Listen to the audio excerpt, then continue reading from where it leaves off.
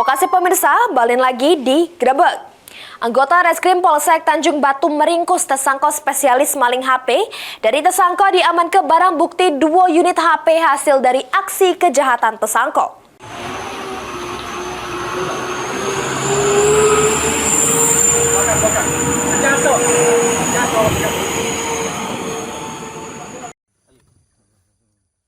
Inilah tersangka inisial A, 45 tahun, warga Dusun Duo, Desa Tanjung Pinang, Duo, ditingkep Pasingitan di wilayah Desa Limbang Jaya Duo, Kecamatan Tanjung Batu, Kabupaten Ogan Ilir, Sumatera Selatan.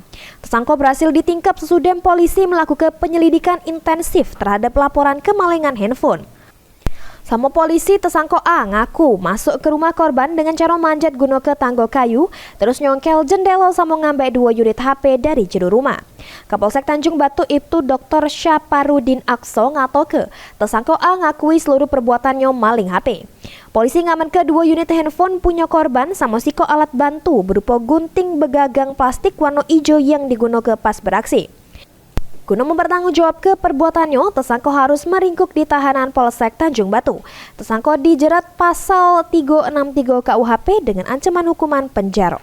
Ahmad Romawi, PAL TV.